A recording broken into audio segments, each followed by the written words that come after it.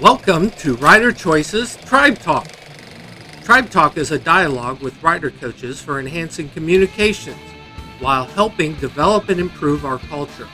We share experiences and knowledge in our efforts to reduce the crash injuries and fatalities of motorcyclists. I'm in the middle of listening to My Effing Life by Geddy Lee, the bass player for Rush. Uh-huh. He talks about um, the grief process and going through it Yeah. with Neil losing their family, and then a run-in with Robert Plant, who lost his son to a viral infection. It was there's some really great words of wisdom from Robert Plant in there. I was very taken aback.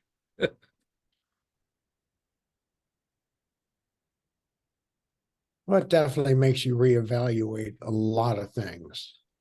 And it has a distinct effect on your priorities. So yeah, we try to see the positive side. We figure if he's not here, God had something else for him to do. So That is true. yeah.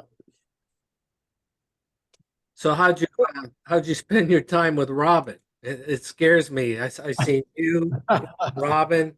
Who's the other guy I saw you guys with? Oh, that's a gentleman from Houston who's Yeah, Kelly. yeah, Kelly. He's a rider coach trainer, and he and I are the same age, and so we had some fun together, misbehaving a little bit here and there. The Twisted Sisters are just phenomenal. Yeah, Yeah, it was a great time. The weather was perfect. The roads are great. There was no traffic. Uh, we kept Robin in check, and that actually, seems impossible. yeah, well, we fixed both of his motorcycles, so that worked out okay. Um, yeah, no, if any of you have an opportunity to go to that part of Texas, it's west of San Antonio, about 100 miles. The riding there is wonderful, and it's little towns of friendly people, and yeah, so it's pretty cool. So Robin is on his way to New Mexico January 1st. I hope he shows up tonight. I told him about it. So we'll see. But yeah, they're doing great. Their vagabond life is pretty okay. It's it's something we all consider doing, but very few of us actually get out there. With the exception of Carol Ann, I think she's in a vagabond lifestyle right now. Yeah, we've been trying to do it in bits and pieces. I would love to, but we have And a dog to take care of. well, I'm glad you showed up tonight. We miss you. Yeah, I miss all you Murray, guys. Murray, I got to ride the sisters for the first time back in April, and I had a blast. Oh, it's fabulous. It's fabulous. And the people are just the best. I had a keeper bolt come out of the clutch lever on my BMW 1250. I stopped along the road. Person stopped, said, "Hey, you need help?" I said, "Well, I need a hardware store. Get in." And they took me to the feed store and found a bolt and some washers and came back. And about 5 people stopped by to see if I needed help. And one guy said, "Did you get the parts you needed?" I said, "Yeah, I just had to go to the feed store and hold my mouth right when I was talking." And he thought that was pretty funny. So yeah, it's a great spot. But what I found surprising was those drainage concrete. I don't know what you call them at the bottom. Boy, those are Yep. surprising when you're going along at a pretty decent clip. Well, I think that's what suffices for bridges in that neck of the woods. And I can only assume when they get wet and get a little bit of stuff on them, they get pretty slippery. Yeah, for sure. Glad you had a good time. Hey Murray, did you see that I got a Pan Am? No, I didn't see that. I've kind of been in radio silence for a while, but that's congratulations. Yeah, and we're going to be opening up a ADV course up here Oh, soon. cool. So, Oh, okay. Well, if you're going to do one, I'll come up and take it. That'd be great. yep. All right. I'll let you know as soon as we get the I's dotted and the T's crossed in that thing, and then we'll go from there. Yeah, I'm sure Deb Iyer is really happy you're doing that. Yeah, I'm one of the only local Harleys doing it. So I think the only Harley in the state of Colorado right now. Oh, yeah. No, I was, we were planning on doing one at our dealership. And then when the new owners bought it and killed the program, that kind of ended all that. That happens. So. Yep. Well, I'm Hey, going to go Chris, into listening silence as I get in my truck and head for the house. So, Hey, Chris, just some 2 cents. If I have two Pan Ams, I've got about 35,000 miles combined on them.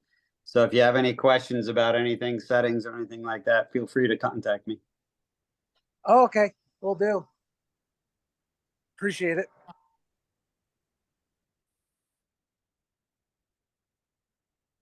Hey, there's Robin. The infamous The infamous. dog walker.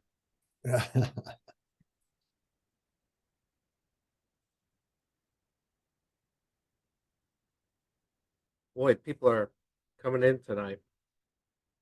So I hope everybody had a great holiday. What'd you do? Anybody get new riding gear? What'd you get, Murray? Well, I got tired of my new riding gear that I bought 2 years ago. You have to put a liner in to make it waterproof, which is really irritating because I don't like to pack that stuff and have to stop and get it out. So the day before meeting Robin, I went and bought a jacket that turned out to be just what I needed. So it was a Christmas/birthday present for myself. Alpine Stars, Dry Star, good stuff. Is it? Yeah, not super expensive.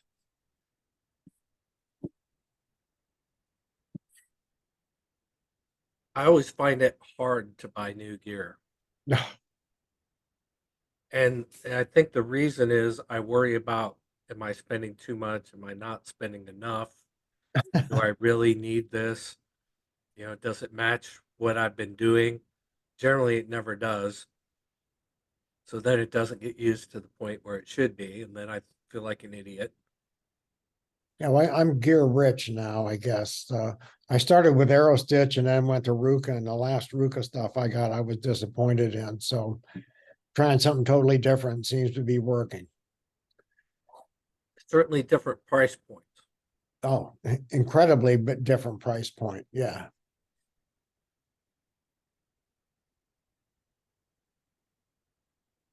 So that also takes me back to, a Wayne Steele-ism. Uh-huh. Wayne was good for him.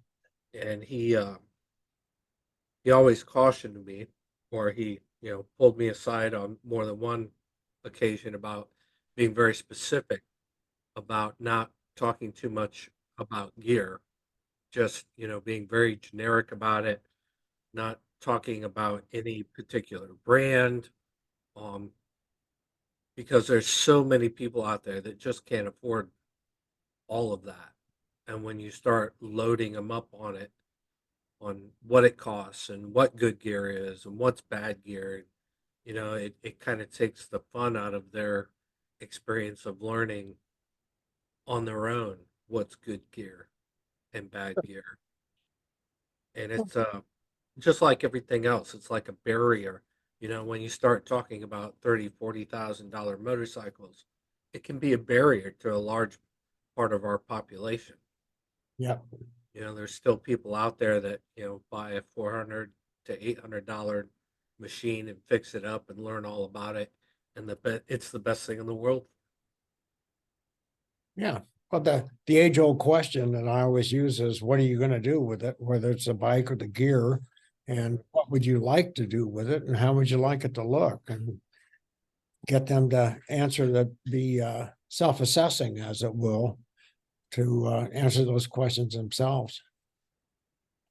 A lot of folks don't realize that if you're buying from a dealership and doing any kind of financing, that you can finance a package of a motorcycle and a gear. So when there's an opportunity to bring that up to the students, it's always nice to help them know that's an option.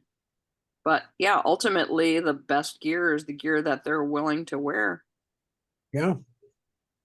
I tell students that everybody likes to buy accessories for their motorcycles, and gear is an accessory for you as the rider to keep you safe.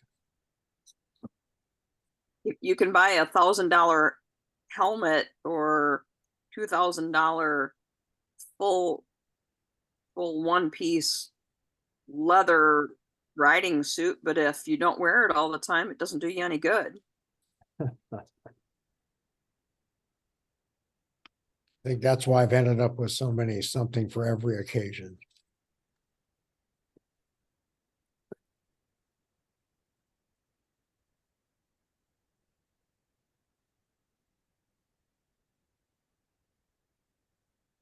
At one point, there was a list of vendors that gave rider coaches discounts. You know, a ride does what, 50% off. Showy used to do 50% off, and then now it's, I don't know, 20, whatever. Cycle Gear gives me a pretty good discount. Yeah. When I buy things. Vanson used to give us a discount, but yeah, I agree that, you know, tell the student, like Rita said, that you know, what they can afford, you know, the best gear that they can afford. Something is better than nothing. But as far as we go as coaches, instructors, whichever term you want to use with us nowadays, I don't know if that list still exists of who gives what. Yeah. Murray, you know where there might be a copy of it or a link Well, to it or something? I know that Helmet House, if you can find a Helmet House rep, they will give you 50 off on Shoei and HJC and a lot of the different gear. Cycle Gear gives me, I don't know, 30%. Yeah. And there are some dealers around Albuquerque where we run a lot of classes who we give coupons out, and they'll give discounts on gear to students as long as they have a completion card. So there's stuff out there. You just have to ask for it, you know. And Yeah. it's like being a senior citizen. It's like, hey, what's a senior citizen discount? You got to say, hey, what's your gear discount for trained people? So Yeah, Cycle Gear, I think on the as a student there with your completion card, initially excuse me, initially they give 20 or 15 or 20% off, yeah, and then anything after that is 10. yeah. Again, it's better than nothing, you know. They're trying to at least encourage gear, but I've been personally, I don't know how you guys feel about it. Motorcyclegear.com, I've had great luck with those folks. With their online store, I've had great luck with them, and I've never had an issue with a return policy with them either. I don't buy helmets from them, but you know, jackets, gloves, things like that I've bought from them. I've had good luck with them. Yeah, Revzilla is pretty good, and you can. Well, Revzilla now owns, or Cycle Gear owns Revzilla, or vice versa. It's vice So versa. Nice yeah. things. You can go online and shop and get ideas on what stuff costs, and then Yeah. shop different places, because a lot of these folks they're represented by Revzilla, and then they have their own websites. So Right. just a ton of stuff out there. Just it's like buying a motorcycle. What are you going to do with it? How much can you spend? You know, what's the value? I mean, there's nothing wrong with a inexpensive jacket you wear for one season and then replace it. But I tell people, you know, you buy some good gear, it lasts for 10 years and costs you $2,000. That's $200 a year. So, Has anybody ever got a discount um, on a motorcycle because you're an instructor? And Bill's shaking his head going, no, that doesn't happen in his area. I was just curious if anybody's gotten anything because you were an instructor. Only well, with companies who the dealership who sponsors a program have yeah, has Yeah. given Yeah. it. Yeah, I had to talk to my dealerships to see what they had available, and some of our dealerships make that available to our rider coaches. So it just depends. I've had a couple dealerships that have been very gracious, and then other dealerships that are a no. But again, gotta ask, build the Yeah. relationship, and that's the whole thing. It's after, but it's not. It's after building a good relationship with the dealership that seems to work. So going in and having multiple discussions with them about what you as a rider coach are doing to facilitate bringing people into their dealership, and really making a cooperative thing between instructors and the dealership, or between programs and a dealership, not just for schools that are housed at a dealership. So but it's really about having that conversation. And we our school has benefited greatly from one of the dealerships that's been working with us. And even for them, the rider coaches that they know of that are talking to them, they are giving us a little bit of a leg. So Where are you located, Joanna? uh, today, yeah. I travel around quite a bit. So I've worked with a number of different programs and Well, dealerships where in is different this wonderful places. dealership that you speak of? I've had a couple of them. I've dealt with a really great one in Arizona, another one in Colorado, another one in Minnesota, and then my home state of Alaska. So it just depends. Just depends on where you are and what you formulate with that dealership.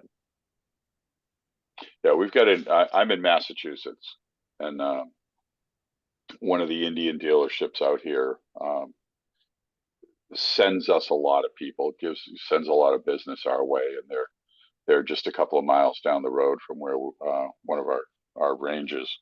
And every time I walk in the door there, the salesman is like, "Hey, I can do this for you. I can do this for you." And it's like, "You want to make the monthly payment for me?" You know.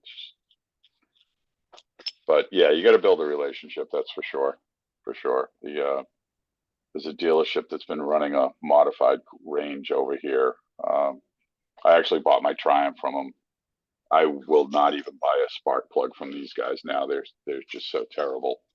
The way that their service department, and just what they've done. I don't want to have anything to do with them. But I'm just curious if any of you guys had, walked into XYZ ABC brand and as an instructor or as a coach, that I don't expect 30% off, but how well the negotiations went through. I wouldn't turn down a 30% reduction. Oh, damn straight. I'd be writing a check. Yeah. When I was a Ram at the Harley dealer I was at for so long, they sold me 3 different bikes for dealer costs plus setup, freight, and plates. And so that was a pretty good deal. But yeah, it's all about the relationship. Yeah. BMW dealer I work with these days treats me really well and they just, because they like the fact that I ride. Actually use the motorcycles. That's the other thing, is that like some of these dealers, well, some of the, not the dealers so much, the brands. I'm going to go back years ago when BMW paid full boat if you took the class. And bought one of their motorcycles. They paid for the class. Triumph at one point when they first showed up was starting to put, would give you $150 credit, $200 credit towards a class. Now, what incentives do these people have? I haven't seen any in a while. there are still Is the lack of dealerships. incentives affecting the bottom line? Oh, for sure. Yeah, for sure. Well, the dealer I worked for, if you bought a bike, you got a class. And if you already had an endorsement, they would give you a certificate that you could give to a friend or your wife or whoever, because they just saw the value of getting people in and getting them trained. Mm. Yeah, I was just curious. Hey, Jason. Hi, how y'all doing? Merry holiday, Yeah. Christmas, whatever it is at your house. So a couple different people, including me, put up a few lists out there for RiderCoach discounts. I know the one I put up was only up to date to the 25th of April, and I kind of gave up on it. Not all of it is solid, but there's some ideas. And then Dave from New Jersey had a pretty extensive list. How old is that list, Dave?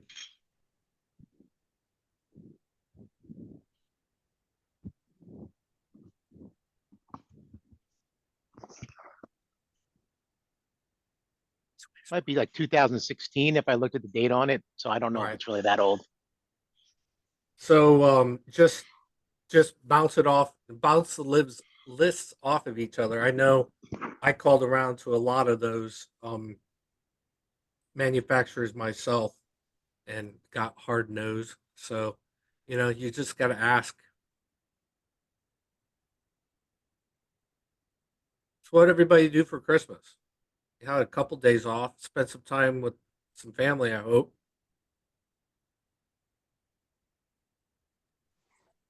My son came home from Texas and we got to do some riding. So that was the best Christmas gift ever.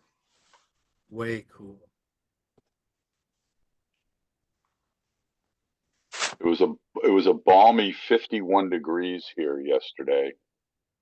So I lit the fire pit and drank some of the beer that my cousins brought down from Canada for me and relaxed. My 5-year-old grandson started his powered two-wheel journey yesterday. With what?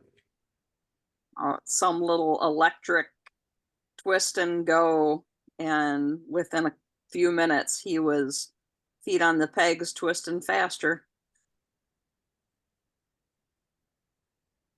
I went for a ride in Alabama and Pensacola area, and then 5 o'clock I went over to my newfound friend's RV, and we had dinner and nice great time. And back in the old RV at about 10 o'clock.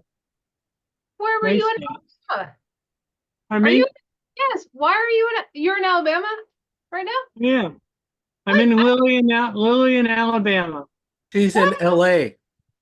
Wait a minute. Are you kidding me? How are you going to be there? Till the end of March.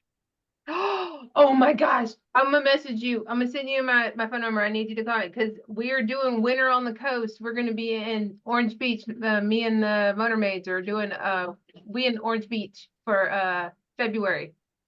So I'm going to send you my number and you got to come over. Why is that not? No, you were in Alabama, or I would have wrote down already and come seen you. Well, I've only had it on my name ever since I've been down here. I didn't know that was. I've been trying to figure it out, but I didn't know for sure if that was like, I don't know, maybe that was like a new married name or something. I don't know. No. Oh my gosh! And I'll be down there at the end of January too. So I'm gonna send you my number real quick, and I'll be there. I'll be down in that area at the end of January and at the end of February. And so Okay, sounds good. As long as I don't have anything conflicting with me teaching on the airbase. So you're on the airbase?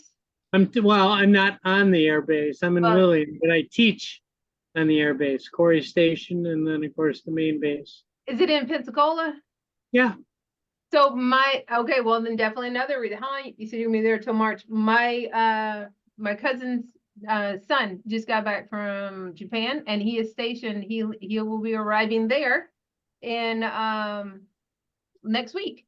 And so yeah, so he'll be stationed down there. And my godson lives in Pensacola. And Well, there so you go. yes, my like I said, my cousin's son will be on the air base right there with you. Oh my gosh. So now you got a new student. I'm gonna call him and be like, oh my gosh, you have to go and take, and we actually were planning on riding down there anyways to go. There you go. Well, if he wants to ride on base, he'll have to take the course. Oh yeah, his dad not right. So yeah, he'll take the class, and so if he wants to. So oh my goodness, that's so exciting. Yeah. And so see, get to add another rider coach to my list for the year. Yay. And then Jason, I figured out that it's only probably about a 8-hour difference of like route to get to you to Ohio, or from Ohio to you guys and back home. So only about an 8-hour detour, I think, for July. So I mapped that out. So.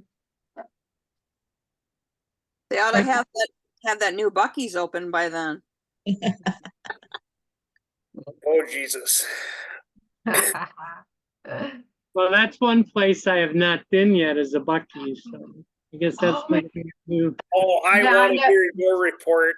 If somebody else from up here needs to have a good report on Buc-ee's and see what's going on, because clearly I'm wrong, according to our friends from Alabama. Yes. Oh my God. So yes. Oh my goodness, Caroline. I will take you at the end of January. You're not wrong, We will Jason. meet. That is where we're meeting. That is our date. We are meeting at the Robertsdale Buc-ee's in Orange Beach in Alabama. Oh my gosh. Yes. I'm super excited now. Yay. Well, Jason, I got to tell you, I was in Alabama and stopped at the one in Leeds, Alabama, and I was blown away. My son kept telling me, Dad, you got to stop and see this place. Awesome. And so we stopped, and he said, make sure you go inside and get some brisket. And it was delicious and clean and just an amazing place. You got to go just to experience it, if nothing else. And plus, the fuel was like 15 cents cheaper than anybody else was advertising. They didn't even advertise it. So it's a pretty cool Leeds, place. Alabama. That's my home Buc-ee's. That's my Leeds, Alabama.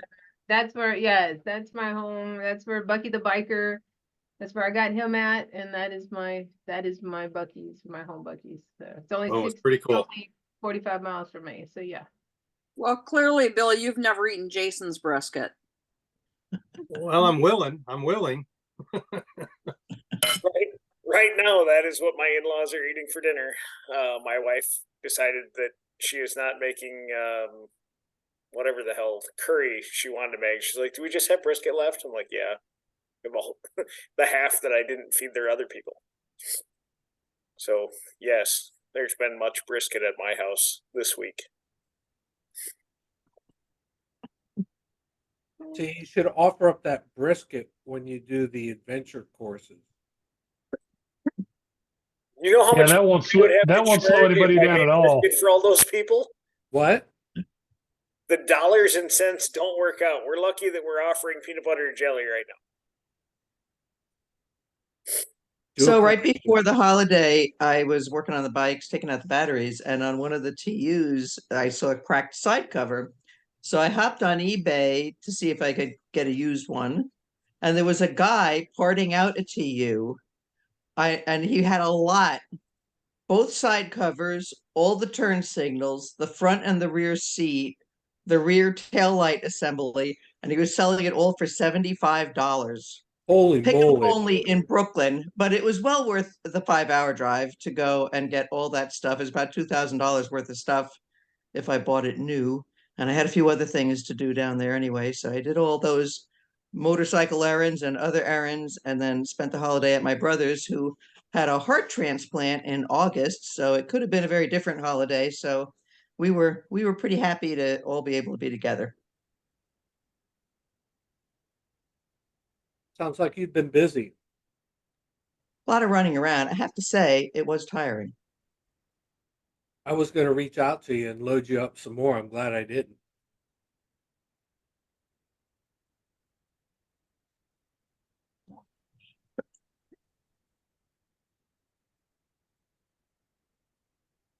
I do have to acknowledge Bill here tonight because he's been working his butt off.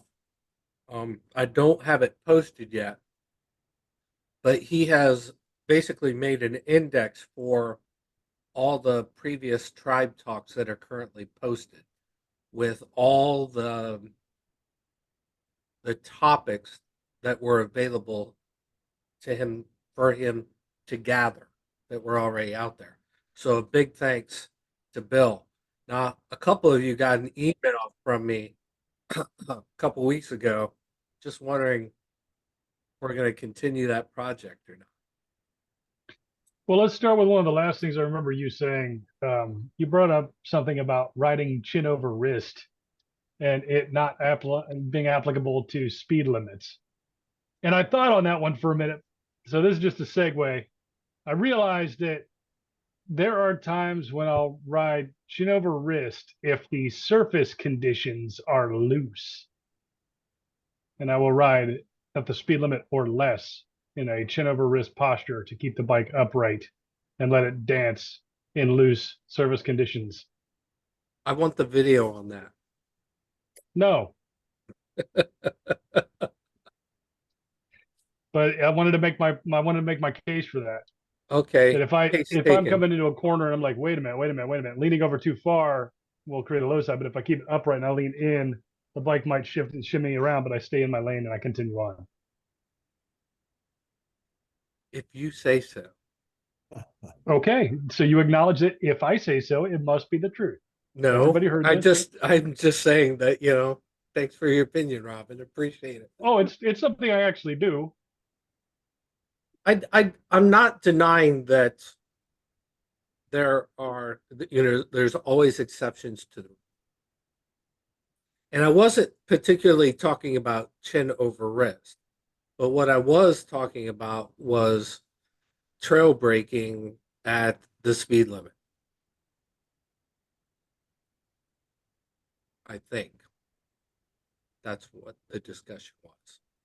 It was either that or find your video on chin over wrist, because that was just too funny that night. I think I cut it out for you. Maybe. I'll give you a different video. I don't know which one you're talking about, but trail braking, yeah. No, that's a good challenge. Can anybody make a case for it? Here's I'm not against trail braking. I think it's a great quality technique. I'm not sure I appreciate it. And Mark, I've been waiting for we've had that discussion between Mark and Jason and I. I've been looking for feedback on this. When trail braking for novice riders, is it something we should teach if they're, just learning how to ride? Well, if you consider trail braking to be starting to slow down while the bike is still upright and continuing to slow down into the turn, we basically have that in the BRC already, where it says, exercise 5, roll off the throttle and or use the brakes going into the turns. It's not very controlled trail braking, but it's sort of the beginning of the process. So is it just like all the other things we do, the lead in to trail braking versus actual trail braking? Well, trail braking is defined as simply braking beyond the entrance of a curve. Okay. Maybe. But I said it. So, of course, that means... I think the conversation stays in a straight line if we all just go with Mark's definition for right now, because it sounds good and everybody's going to have their little nuance to it. Because if we're all speaking about the same thing, then it becomes an intelligent, you can deal with that. Then Mark's right. It's students are experiencing it, and just meet them where they stand or ride and roll with it. Unfortunately, it is very, very, very prohibitive in a controlling your own chaos bits to be able to write that on a set of cards to say this at this time, and majority of the students will be ready for it. But if you can read the room and play to the idea of making them smooth, maybe that's an okay thing to do. but I don't think anybody is bold enough to say, we're going to write it in the cards right here and go, congratulations, you're done with exercise 5. You were trail breaking. Good job. But they kind of were. Some of them. That's also the exercise that in our lives here locally, we've had 2 ambulance rides from people who did not master trail breaking in that exercise. I guess my response is mostly into the fact that there are so many YouTube videos out there and so many people who train motorcyclists that really just think you should learn to trail brake right up front. And when you're true to what trail braking is as it's defined in the racing community, which is where it came from, I think we're asking them to maintain the risk a little bit higher as novice riders than maybe they should. And there are other ways to teach without increasing the risk until they naturally come to it. And I would venture to say, this is only Don's opinion, we all come to it eventually where we, squeeze and hold it a little bit longer as we get into the curve, and we try a little bit of performance riding, and we eventually come to it naturally. I think Nick Heiniach in one of his street courses talks about when you're enter the corner, you have a brake light on. Doesn't mean you're trail braking, but your fingers are up on the lever in case you have to take evasive action or maneuver once you are in the corner. So it appears in a lot of different forms. I mean, the pure race technology is pretty straightforward stuff, but it can also put you on the ground if you're not doing it right. So it's a dicey subject for novice riders. In the post circuit exercise, crashing conversation, I try to, encourage that we choose that good entry speed so we're not breaking in the turn. But we have what if you are too fast in the turn discussion? Can you break in a turn? And and I'll point out some of you did break in the turn. Did anybody fall down? No. How come? So we kind of get a little understanding of, when is what's too much, what happens if there's too much, and why we want to skew the other way of not making that mistake in the first place. Well, it seems like exercise 10 kind of dances around trail braking in part 1. Because you're coming into the curve and slowing to a stop with your front wheel between the cones, and then part 2 is straighten and brake. But tell me that's not trail braking. It's not. Or do the flip side of that. Where is it one of those things where if we see it happening and the student has control and they're not causing any havoc, are we really going to get in between them and what they're doing and say stop? So my question becomes then, if we're, and this comes from my testing on the road this year, if I'm on the road and I'm doing the speed limit, do I need to brake it all? Surface conditions. How far can you see around the corner? Can you see your exit? Well, if I'm following the speed limit and I'm positioned where I should be, that, it doesn't put me in danger, I'm not riding beyond the constraints of the surface or the road as designed. If I have to brake, it's generally because I'm performance riding and I'm pushing the limits. As designed, and the speed limit assumes that it was maintained at as designed, which True. means that the trees were continually trimmed so you could still see around the curve as far as you always could, and it assumes that the surface conditions have been maintained and there aren't any giant potholes anymore. You should come to New Mexico. I'm of the That's belief that that Nick's brake light initiative, which is what Murray was talking about, makes a huge point for everybody's safety on the street. Because the brake light is just a communication device, and like Murray mentioned, is not a one-to-one with your deceleration rate. Or maybe it doesn't even have to be. I mean, when I talk to coaches about this, I'm like, you know, in exercise 4-5 for a demo, I want to see the brake light at about half track. It doesn't mean they have to slow down. It's communicating the demo to help with what we have going on.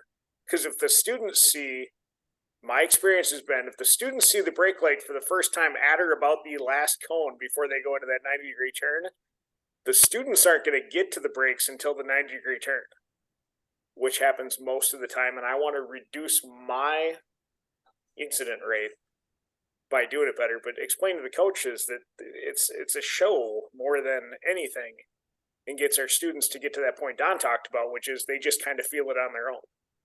Faster and safer. Not necessarily speed faster, time faster. Well, sure. In the real world, there's always a soccer mom and the person on the phone and everything else. And if you light up a light, even though you're not technically braking, you're sending a signal to pay attention because my brake light is on. I think Robin on one of his bikes has a light that flashes more progressive as he brakes harder. You know, and I think, what a great idea to have something like that. I've seen, I think somewhere in Europe, they have turn signals that go from yellow to red as you apply brakes. So it's all about communicating to the environment around you. And I gotta say, traffic environment's pretty crazy. At any time you start veering off of straight, technically you're slowing down versus the car that's going straight behind you. Correct. Show it to them. Yeah. I don't even know how to think about that. I'm trying to envision. I know it's right. I trust the people who are speaking. I'm gonna have to process that one. He's talking about, I have inertia brake light, so it's got engine braking capabilities. However, I got to admit something, and maybe we can mix this into the conversation here. Every time I come to Tribe Talks, philosophically and in discussion points, I feel incredibly confident about the things we're talking about and the way we map through any of the discussion points. I feel, oh wow, look at all the philosophy again. But after coaching the one time here in Texas and what I went through, it is way different trying to implement the stuff we talk about on the range and while you're coaching than when we're among coaches discussing the concepts of it. Like, what a catastrophe I am on the range by comparison. So I want to put that in the air and see if that can get blended into the discussion in some way. To sit here and talk about, do we not coach that do we coach that student to stop using their brakes in this any given way? Or do we just leave it alone because they look confident, they look comfortable, and I'm not worried about them? Or do I worry about the fact that one student is still just dumping the clutch and wheeling into back of the line a second ago because of what it's really like being around these people on the range? Well, that sideline coaching is a good place to point out, hey, I look at these folks riding. Are you seeing brake lights while they are turning? When do we want to be doing our slowing? For the turn, so I mean, there's opportunities to put those cautions out there, let's say, to help reduce the crash, the amount of crashes or potential for crashes, while they're learning and putting the pieces together on their own. Yeah, but what if they just clearly are calm and know their noise?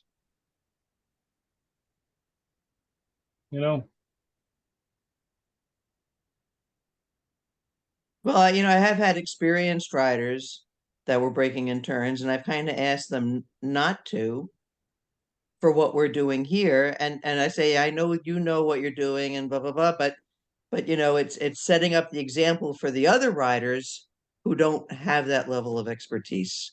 And could you help me out by not doing that? And they're totally on board. I've never had any kickback from it.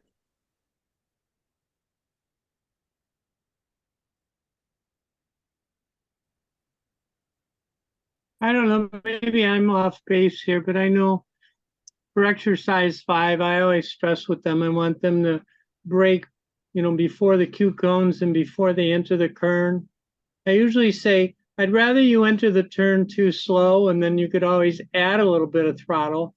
But ideally, I'd like you to see you slow to a point where you could maintain or slightly increase throttle through the turn. And if they're not doing that, I'll just pardon?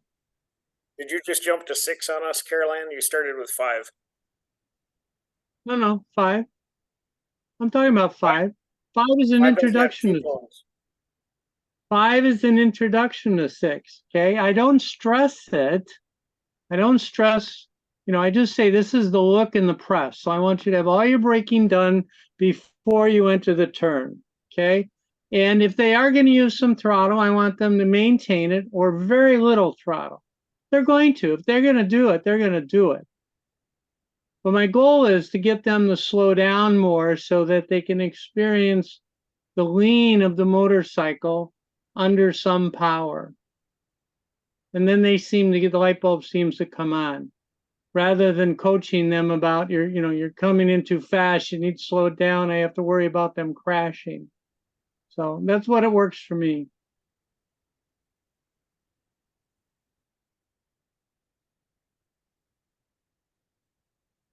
I don't get too many speedsters even in 5. I have a hard enough time getting them to get up to speed anyway.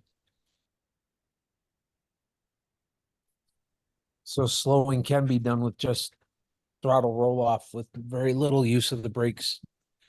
6, a little bit different story.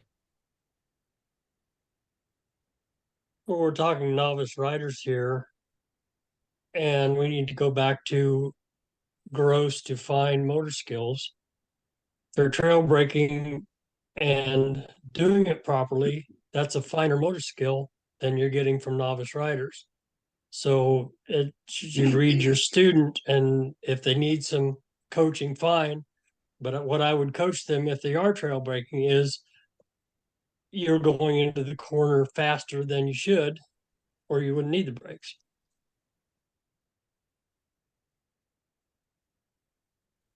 I think So that's then I'll ask, how many, as coaches in here, how many people actually trail brake? In class?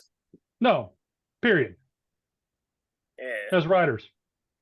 Well, everybody does. Yeah. Yeah. To some degree. It's natural. It comes with experience. It happens without it happens automatically without us even knowing it at some point in our experience of being riders. Anybody disagree with that? I don't know. All right. It'd be nice if somebody would. I'm up for an argument. I do it only if I go into a corner faster than I should. Yeah. See, okay. and that's the important point here, as we're talking about novice riders, and High is right on it here, where it says in part 2, accelerate briskly in the straightaways and slow with the throttle roll off and or brakes before the corners. Meaning upon entry, you're at a speed at which you can take the corners appropriately. Right, but when you're too fast, like Ron was talking about, then you're forced into over applying or compensating or correcting what went on before you got in the corner. Okay, well, for the sake of language, Ron said when he's too fast. So Right. Ron enters somebody a corner else. too fast. Yeah. Right. Well, that's when I trail brake. And most novice students, the same deal. They go into the corner too fast, they have to trail brake. And there again, it goes from a gross motor skill to a fine motor skill and how to use the brakes, because they don't have any clue how to use the brakes. in a corner. So the goal is to have them slow enough so they don't need to use that until they have more experience. Don't get me started. And I think if you think about what we do as experienced riders, non-novice riders, let's say, I don't think about it when I'm trail braking. It's just part of the natural flow. Depends on how I'm riding and where I'm at in the curve that day. And because I have 2 or 3 bikes, what it is that I'm riding and whether I'm riding with a passenger or not. So it's truly an automatic reaction to my speed, my lean angle, that depth of curve, my ability to see around it, road conditions. And I don't think that our students, at least at the BRC level, generally, not necessarily for all cases, have that capability of doing it without actually having to process it. Well, that's it. We have the experience to know what we can get away with. Yes, absolutely. And I they think do not. They go with their gut instincts. Oh, I'm going too fast. I need to slow down. And if they use too much, then they're falling down. So, I think part of our job is to keep them from making those kinds of mistakes.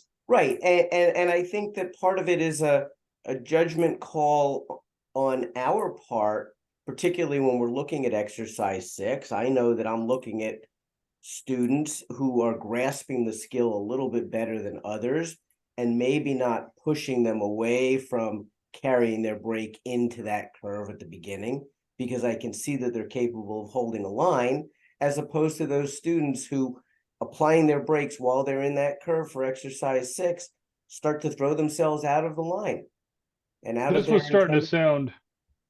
It was starting to sound what most of this. I'm not even going to call it an argument because I'm not quite sure what we're really aiming for here. However, it's sounding like an exaggerated discussion of, do we tell a student to not cover their brake? Which by itself is that is a dwarfed version of the same discussion. Don looks disgustipated. I disagree, and here's why.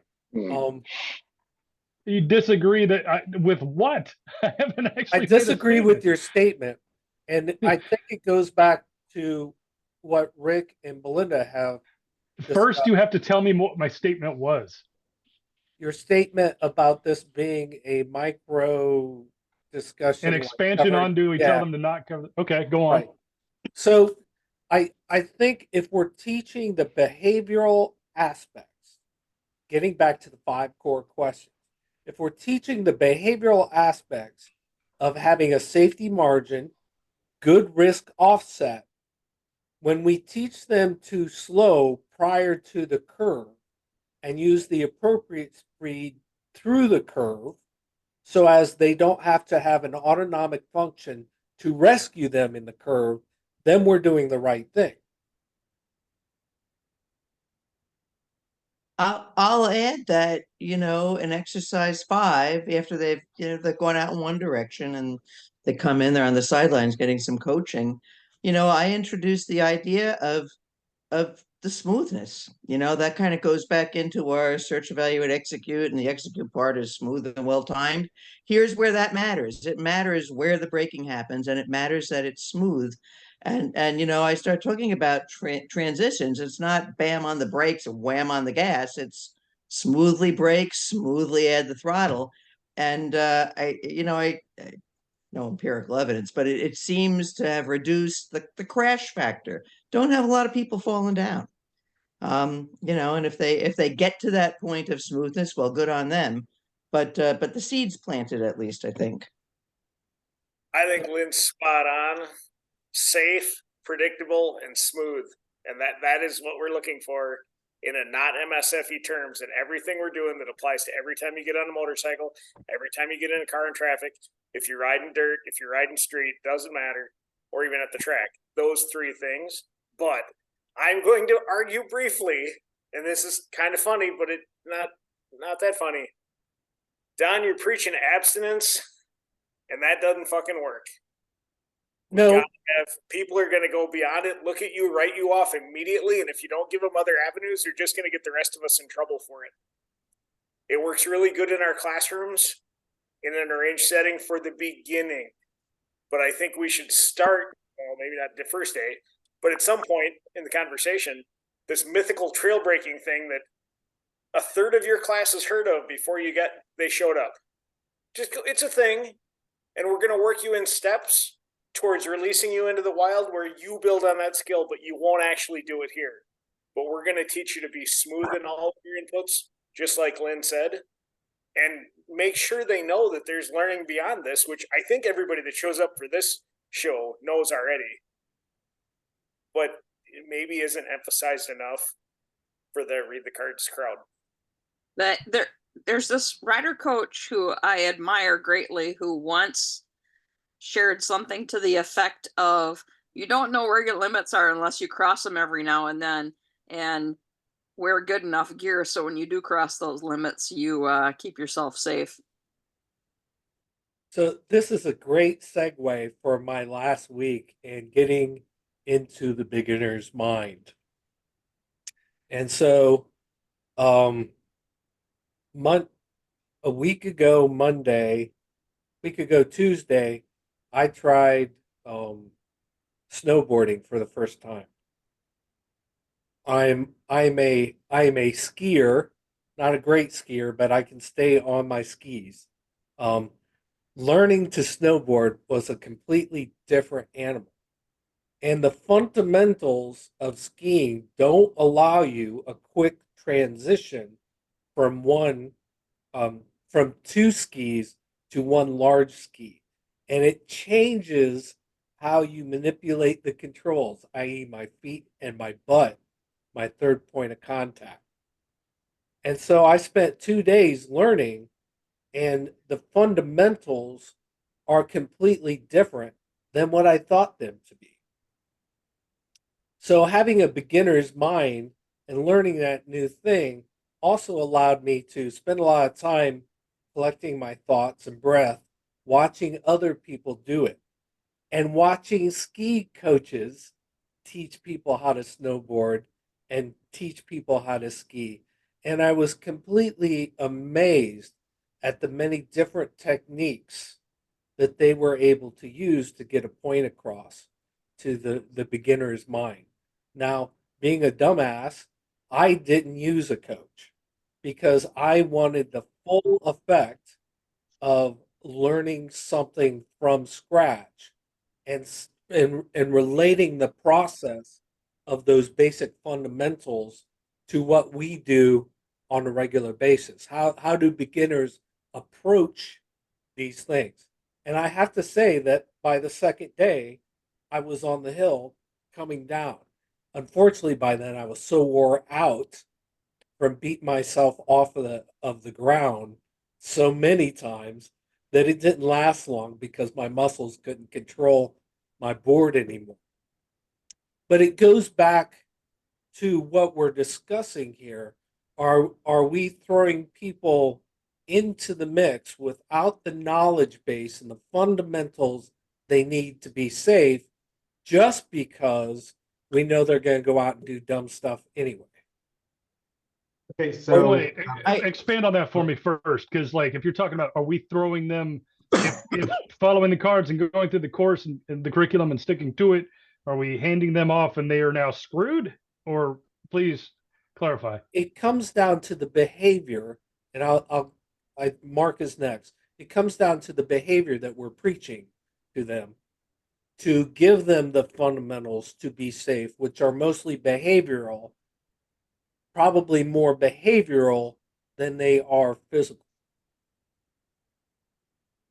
No, Okay, so- no, because we hand that to them and we walk away. Sorry, somebody else talk. We hand that. We tell them. My bit is that we tell them to go up to the board and rank themselves. We tell them to think about these things on their own. The coaches that step in and say like, "So, do you understand?" And I've exercised my authority. If you do this, I hereby judge you not safe. That's not our place. We try to put that on them, right? Or the current curriculum does. It's their crown of thorns. Right. It's let them figure it out, and not even like validate or acknowledge. Oh, you said the thing I wanted you to say, and I feel better about that because who the hell am I? I'm the paycheck. That I'm the guy who showed up, right? And I'm not saying I'm in it for the riches, but I'm saying that it's like they You don't would know be me. you would I'm be completely amazed at the influence that you can have on a group of people sure, by using the but right words. I'm still just the boundary between them and the thing they paid for. They bought the license that they haven't attained yet. So usually we have some opportunities. Somebody else who was about to talk, please pick up that baton and run as far as you like with it. So if we thinking about the fundamental skill, and we're dealing with entering a turn, so we have to decide, is the fundamental part the braking, or is the fundamental part judgment of entry speed? Because in exercise, a little bit in exercise 4, then 5, then 6, and so on, we're dealing with the riders choosing a correct entry speed. And if that's a finer skill than braking, maybe the emphasis needs to move a little bit. Mark, that might be the heaviest question I've ever heard asked in this thing. Well, that was awesome. Here's the reason behind it. The students I see crashing in class, I mean, separating tip overs happen just because a rider's short. But the ones who actually crash have let off the brakes, and some 50 or 60 feet later recognize the fact that they didn't get it right, and then quickly tried to slow down by braking in a curve, which is something they haven't gotten yet in class frequently. And even if they have, even if we're talking about later in level 2, they decide they need to slow down quickly in the curve. They do it improperly because they try to slow quickly and they crash. The students who are not crashing are the ones who were unsure as they began to enter the curve and just never let go of the brakes. They didn't brake harder. They just braked for a longer period while they waited until they were more certain that their speed was okay. Braking in a curve, once the riders leaned over and then they apply their brakes, or riders leaned over with the brakes on a little bit and then they add pressure. If they add pressure when they're leaned over, the risk of crashing is very high. If they were already braking and just didn't discontinue braking, the risk stays about the same that it was before they even started turning. You know, Will you say the last part again? And then Lynn, Mark, say that. If the rider is leaned over when they recognize that their speed is too high, and then they apply braking force to slow down, the risk of falling is high. If the rider is leaned over but still slowing down in some way, then the risk of falling down is pretty small. I don't see those riders falling. Preach. I was going to say that, as we transition into the circuit, they're going faster on the straightaway, but the amount of space that they have in which to slow down is finite. And I kind of plant the seed that, you've got less space to slow down more. So you may need to slow down more than you have so far. So I kind of bring them back to exercise 7. Remember we practiced stopping in shorter distances. We had to apply the brakes more. You may need to slow down more than you have so far, in order to be slowed down enough before the turn starts. And the other thing I wanted to say is, Don, while you were posting about your snowboarding adventures, I was thinking about you because I happened to see a video that was of me posted. falling on my ass. No, not you. It was probably on Facebook or something, but it was of a very small child, a tot, whose uncle is a champion snowboarder. And it was video of him and her going down the mountain. And he was coaching her and he was saying, Okay, put your weight on the back. Now put your weight on the front. Now put your weight on the back. Now put your weight on the front. And it was that simple. And she did awesome at it. And I thought, wow, that's so cool that it was just like cut down to this very, simplistic level. But, I could see how that was affecting the outcome. I've never snowboarded, but I can kind of get it on paper. And I thought it was really cool. So I was thinking of you putting your weight in the back, putting your weight in the front, and going through the process. That was the process, and that there's only one problem. That gets you going straight. It doesn't slow you down. And so Yeah, no, it'll you're talking slow about using your down. waist. Oh yeah. Yeah. Well, actually, my feet, the toe heel, which is very similar to outside, inside on the regular skis. And there's enough flex in a snowboard that you can toe with one foot and heel with the other foot, like a Chinook steers.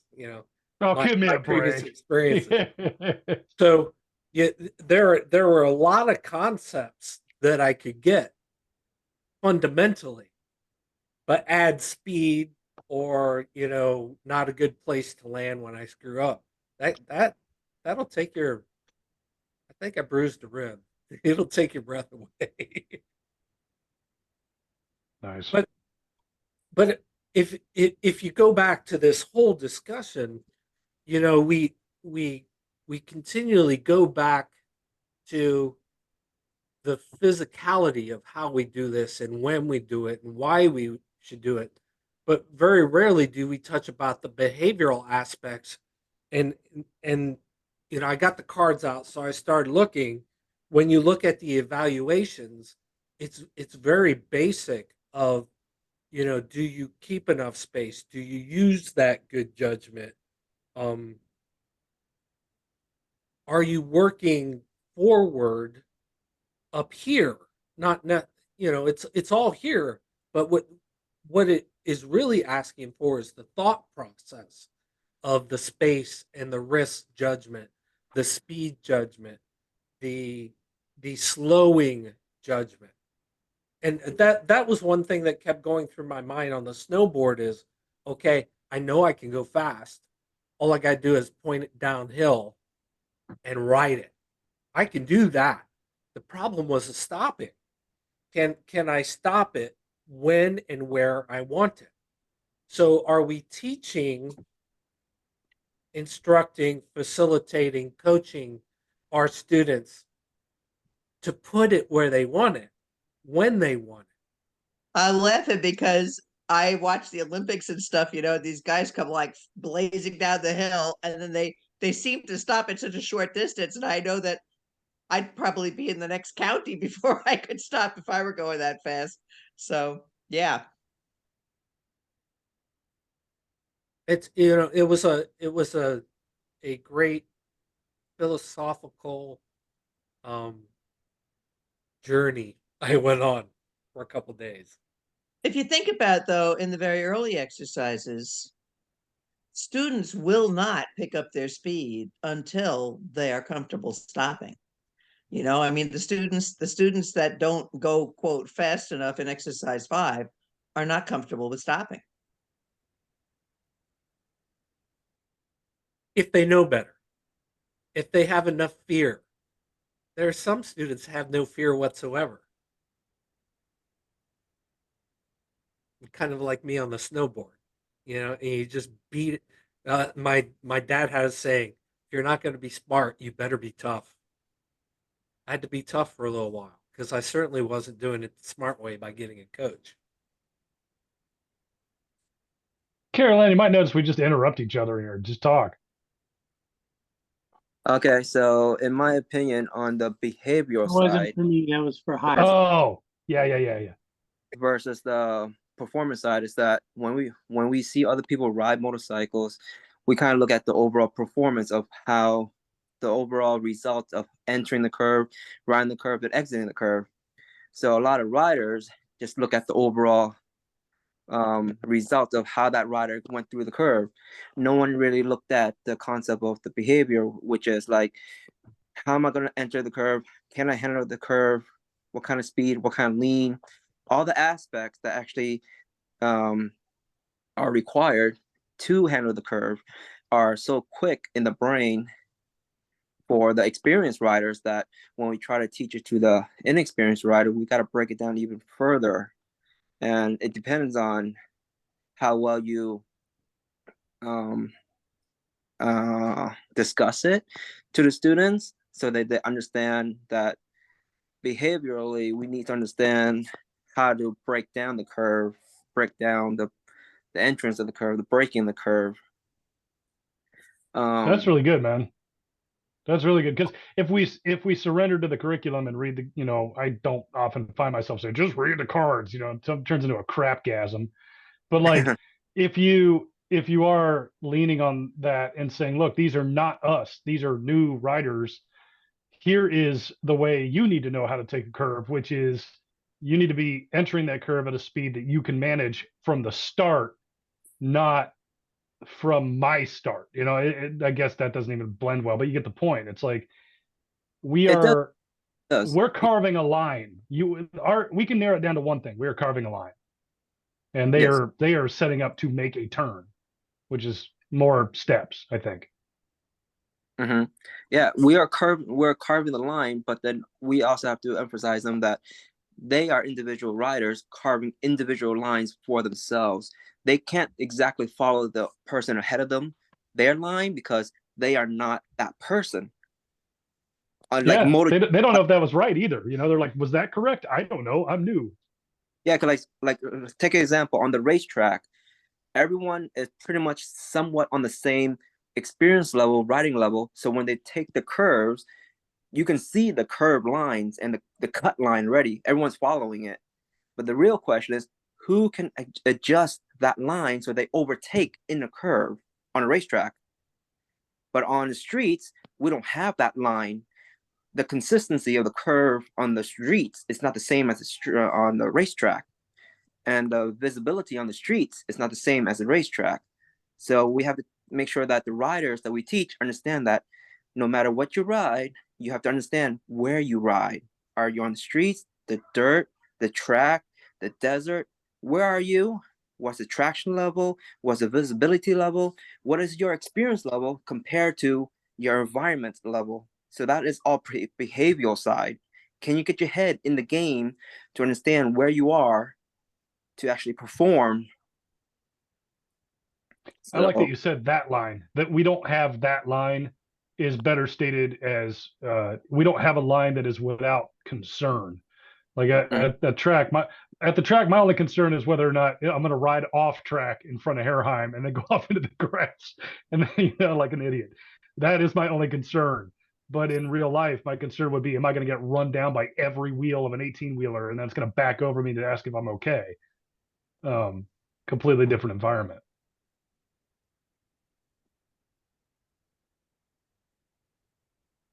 Bueller? Hey, listen, we've got about 45 minutes, and I really want to jump into some slime. You want to say that? Did you say slime? I said slime. All right, he wants to get nasty. Let's do this. Oh. GFYS. Let's do it. All right, so it may not be what you think it is. Yeah. But here it is. Oh, geez. Because the new year is coming up, it's a good time to do a little self-reflection and introspect. And because I am always looking for improvement in myself, even when I'm dorking around on a snowboard, I thought this would be a great discussion to have. So slime is start. What do I want to begin this year? Something new that I want to approach. Let go. What do I need to abandon? There are things that we should just let go of and not carry with us. What do I want to take to the next level? That's the improvement. maintain? What do I want to continue to do that I think benefits me, serves me? And then what's the new thing you want to try out? And if you want to look at this, it's on the website posting an email from Tribe Talk that I sent out, I think Monday morning. So what are your thoughts? What do you want to begin this year that's different? Something you've never done before.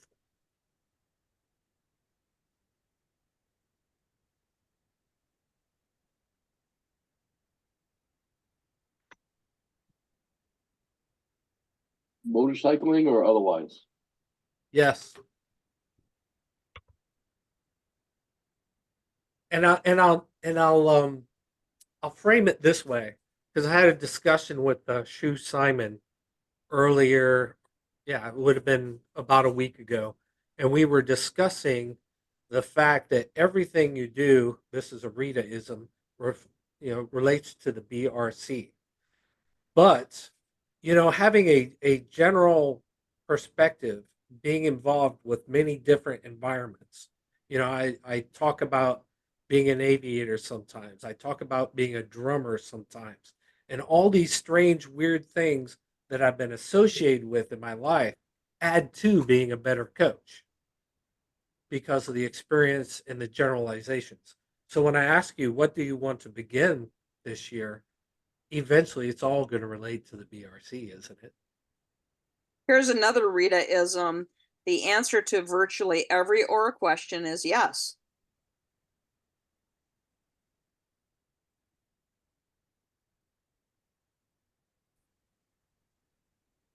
Well, I'm looking to take up ice boating. What? Ice sailing. Ice sailing, really? Yeah. What drove you there? I like winter sports. I do a lot. I've done my share of downhill skiing, and I don't know. It looks cool. It looks really cool. So how are you going to do that? I'm looking at plans. I got a friend who lives on the lake, and I'm talking him into it. And we've done a lot of crazy sledding in our days, so I think I got the right guy. Again, it seems like the stopping is going to be the hard part. Tom Petty said it's waiting, but I don't believe it.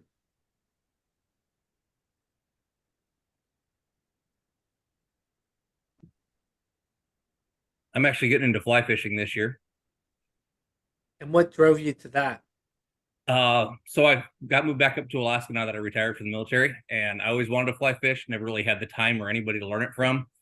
And there's actually a veterans fair thing that was going on here not too long ago, and they had Project Healing Waters fly fishing. So there's a whole bunch of vets up here who do it. They teach you how to fly or tie flies. They teach you how to build rods, the whole 9 yards, and they have everything to get you set up and get going. So it's somebody who like-minded, learn from, and it's just a good way to go hang out and work on it. It's like just about every week they have a get together, sit down, tie flies, BS, and they teach you all this stuff. So once the weather gets nicer here, because you guys are all talking about riding this past week. Yeah, I spent Christmas shoveling close to 2 feet of snow. Once the weather gets nicer, I want to get out and do some fly fishing. That sounds cool. The second letter in slime, letting go. I'm letting go of radio control aviation this year. Love flying radio control airplanes and fixed wing aircraft. And it's a good weather thing. I mean, we can do it in the winter as well, but you need a calm day. And I just decided that any day that's a good day for radio control flight is a great day for motorcycling. So I'll spend the rest of my spare time on 2 wheels until God In takes out. Fargo, I suppose in Fargo, since summer is not often scheduled on a weekend, you have to take advantage of that. Yeah, it's a windy area here in the Red River Valley, and we ride in the wind, but boy, riding on a calm day is just a blessing and a lot of fun. And it just seemed like every calm day you had to be at the airfield. It's like, man, I can't miss this. I mean, we just don't get calm days often enough. But like I say, a good day for that is a great day for riding. So you bring up the fact that you you're currently into RC aviation. What's your background that took you into that? I actually got started in the 70s in the Army, in Army aviation. I was part of an aviation unit, rotary wing aircraft. Where? Germany, 2nd Armored Cavalry Regiment. Now I think it's just called the 2nd Regiment or something. But it was, yeah, I looked it up once. It was from the 40s till 92, I think, and then it changed. But it was 2nd ACR and Hueys. We flew at an airfield, out of an airfield in Foyt, Germany, just out of Nuremberg. And one day we had a fly day or an air show, a fly-in for radio controlled airplanes, and all the Germans came in with their stuff. And boy, some of them just went really extreme on these aircraft, and I was hooked. So I had to get me an airplane and crash it as quick as I could and start the learning curve, which was not cheap. So you're letting go of that. Yeah. So what are you starting? What will be the new thing? Well, and so that's mostly work related. I mean, I'm up against retirement, kind of negotiating with my company about maybe going part-time for a few years before letting go completely. But my new thing is getting in, kind of transferring from sonic wall firewalls to FortiGate firewalls. So I work for exclusively with firewalls at a High Point Networks, a company here locally. Good God. So, see, you didn't know that, Robin, did you? Awesome. All right. yeah, I want to learn to weld. I was gonna say it's easy to get off one bike and jump on another bike. It's really tough to go from one brand of firewall to another. I mean, everything changes. Anyway, I relinquish. I want to learn to weld better. I learned to weld one time, and it was pretty gooder. I would like to be able to weld well enough that I am able to deal with my own noise independently with a welder so that it's functional. Doesn't need to be beautiful because there's always a grinder. That sounds good. Right? I would like to learn to weld as well. It's on my to-do list someday. Yeah. Pretty welds are generally good welds. Yeah. I got lucky. So I welded one bead one time. So Arc Academy, place in Chicago. Guy's a metal sculptor by degree, whatever. Great school, Arc Academy. And here's your two pieces of metal. Fuse them together. And I got the nod. I got, like a drummer hands just kind of went, got it once, stay consistent. And lo and behold, it was all rainbowy and pretty and whatever. Now I'll never do it that well again. That's the problem. It's never, ever, ever gonna be that good ever again. Well, if you would have continued with it, that bolt hole wouldn't be like an eighth of a hole off in the cylinder head right now. Again, as usual. Thanks. Thank you. Yes. Glad you brought that one up. Thank you. Robin, have you ever noticed that the people who tease you the hardest love you the most? I hate all of you too. So much. With every fiber of my being. What else? Who's doing what new? We're not going to make it through 5 of these things. Who's doing something? I'm gonna get an opportunity to learn how to drywall. Well, that's not so bad. That's fun. Well, not really, but it's a thing. Robin, do you want to come to Florida for the winter? No, I don't. I mean, you don't have hair for the dust to get into, so makes it again. I just want to take a moment to thank everybody here for. Well, I see that as a benefit in that situation. Yeah. Rita, with yourself in Florida, does everybody use green board for the entire house there in case it's submerged, or how's that work? It depends on if you're planning on selling it in the next year or two. Well, When you probably already know this, but a bar of soap with your drywall screws goes a long way.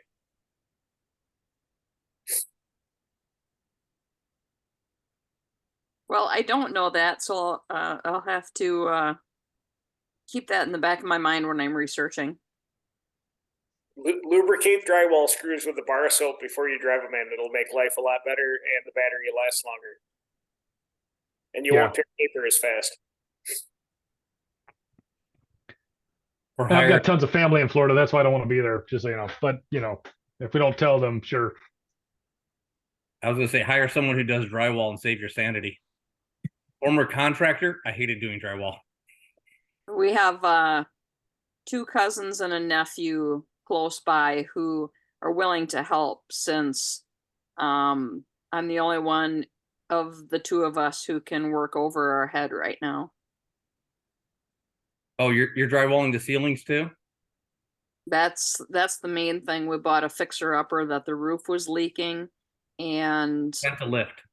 yeah, we have the lift. We found one on Craigslist for a pretty decent price. But my husband can't work over anything over his shoulder height, so it's me and the 2 cousins and the nephew. Best of luck to you. I always hated when it was time to do drywall. I loved when the boss would sublet it. The drywall's easy. It's the muddy that sucks. I hated muddying everything. That was, eek. That is part of the drywall process. And I hate it. I'm not good with a spackle. Well, the trick of drywall mudding is to make it as smooth as possible, and don't try to keep it small. You extend it, you get bigger and bigger knives, so you have less sanding. Yes, but the way you're saying that right now makes it look like you're reading it while you're saying it. No, I've done it. Rita, whereabouts in Florida? Newport Richey, north of Tampa. Okay, old stomping grounds. Yeah, me too. I had family there at one time.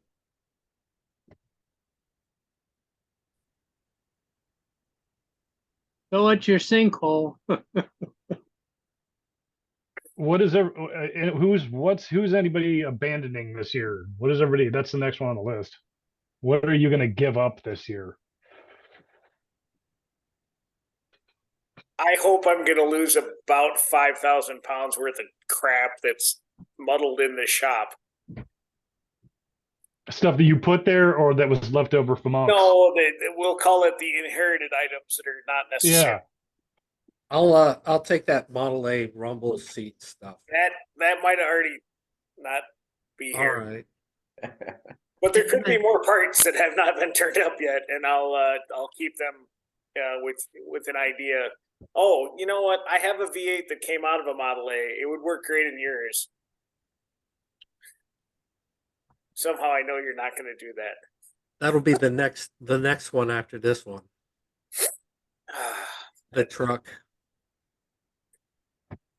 Wait a minute, you have a Model A pickup also? No, not yet. Oh. But I've decided after I get through this one, might as well keep going. Good idea. Keep with it. In order, so the getting thing for this year, in order to be more like Robin, really, I went out and dumped funds to get a toter home. Well, okay, that's not correct. A toy hauler to go and look cool, like I have a place to live in case my wife kicks me out. And why would she? Well, because I bought a toy hauler. Yes, exactly. That is totally it. I was going to say, in case, Jason, or when? I had to buy a trailer with a bathroom, so theoretically, she and Amelia will come camping with us. It's all about the comforts of home. Something like that. Yeah, thumbs up to the toy hauler. You'll love it. I hope so, because it scares the shit out of me to be like Robin. Well, now you're like both of us, so you're out of luck. That makes me feel slightly better. And Don snowboards better than I do, so I mean, I'm out on that deal. Last time I went snowboarding, I was counseled later that my friends were amazed that my feet could go that far over my head. In different directions. Yeah, with the snowboard and everything, different direction. It was awesome.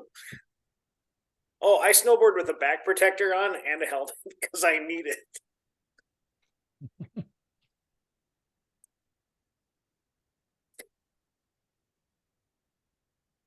All of a sudden, I need to go watch Ski Patrol. Epic, epic movie. Anybody see? See, freaking Zach gets it. Emmys, or whatever they give movie people. What do you want to take to the next level? So I want to be able to heal this RV of ours. We are not done. We've talked about it every year. Like, do we want to brick and mortar again or something like that? Answer's like, and a resounding no. This is just great, you know. Except that it also sucks. I mean, you're always on the border of catastrophe. So I really want to be able to maintain this thing. So the next level for me is to learn how to address the investment we've made and keep this thing rolling safely and intact. So that means millimeters out of skew will not work. And it was millimeters, not freaking eighth of an inch, man. Jesus. Which is also why he needs to learn how to weld to put it back together after he breaks it. It's true. For anybody who doesn't know that story, what happened was I had a fastener get stuck in my engine. Arguments between metal types, and a friend of mine was walking me through the steps to insert a helicoil, or at least get the bolt, the fastener out. And when I used the left-handed bits to go in, eventually they caught into a section of that fastener, and the entire bit lifted inside of the outlet. It's the most mentally unhealthy I've ever been in my life. Belinda knows. Belinda may or may not have been there. It is the worst mental situation I've ever personally experienced at a given moment, because I needed, when you need something to go exactly right, you need a win. And whatever your belief system is, the lightning bolt strikes you down and says, yeah, piss off. For easier editing. Thank you. Appreciate it. And I got that. That's what I got. I got that. And then I started talking to myself, and then I started answering myself. And then it got really weird because a third voice entered and it was still mine. Yeah. Internal family systems. It's a son of a bitch. Yeah. So I had friends that talked me down and walked me through it. Now I've got a fastener that fits, but the plastics are slightly flexed by a millimeter. And that's that story. So, well, yeah. So who wants to up their game? You know? So I'm afraid to talk to Ron because he hates trail breaking. He only trail breaks if it's wrong. I want to hear what Belinda says. Fear of future life stuff. We're not talking cuckoo clocks here. What are you talking about letting go? Yeah, don't let go of the cuckoo clock. Please don't let go of the cuckoo clock. If you guys can see, there's an extra gash in my face right now because I was not wearing my full face helmet when I was putting a cuckoo clock on the wall yesterday during Christmas. And it fell off the wall and hit me in the face. So I need to start doing that. No, just let go of future life stuff. So as Robin just kind of dropped a little bit of a hint, very quickly, we can go to that place, right? We can go to that place. Even those of us that are, as my friends like to remind me, in the business of life stuff, things can go south very quickly, or your emotions and your feelings and things can go down and fears can take over. And so letting go of the future, the fear of the future. And so yeah, that's what that is. Life stuff. My kid, my finances, those kind of things. Just gonna Stop fearing, stop being so fearful of it. That's what that is. That's a big deal. Probably the most comforting thing I heard during that entire thing. I'm not trying to direct the conversation to me. Sorry about that.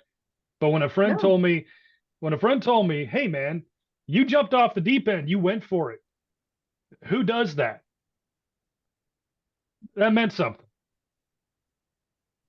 That was a big deal. And I love that you brought this up because I wrote something down today. Listening to My Effing Life by Geddy Lee. Venture out beyond the comfort to gain who we really are. So when you jump out of your comfort zone and try something out, that's when you really find out who you are, what you're made of, what you can achieve. Because you never do it if you're just in that comfortable space. Life sucks inside the box. Ha! Y'all, I tell all my students, I do not find it ironic that I literally spend my life, which is one thing, by the way, my improvement is my public speaking skills. But I teach people to live outside the box, get out of their comfort box. But then I spend my weekends telling people, stay in the box, stay in the box. Don't go outside the box. I do not find that very ironic, but yes, so yeah. Staying in the boxes outside their box, though. Some of you know that I have multiple times done a breakout session at IRETS, and I often think that people must think, oh my gosh, she's so brave that she does this. I could never do a breakout session at IRETS. Well, anyone could do a breakout session there. I'm just dumb enough to think that, what the heck? I don't really care what other people think. I'm just going to do this. I'm going to have fun with it. And it's probably going to be a disaster, which I can already hear Robin saying, oh my gosh, if I did it, it'd be a disaster. But in all reality, if any of y'all did a breakout session at IRETS, I know it would not be a disaster if you just got in that room and had fun with whatever crazy topic you made up. And the topic that I made up, what's in the words, what the words are, and that we use and how it impacts people. I just had this crazy idea one day when I was at something, another event with Ray Oaks, and I said, hey, I got this crazy idea. What do you think? And he said, sure, go for it. So I did. So Belinda, go for it, because go for those crazy ideas, have fun with them, and you're going to be the bravest person in the room because you actually did it. Yeah, I've got right now. I have 3 counseling conferences out there in the United States that I have proposals at. So we'll see if they come back with thumbs up. But I love you said that, Rita, because I was doing I attended a leadership conference every year.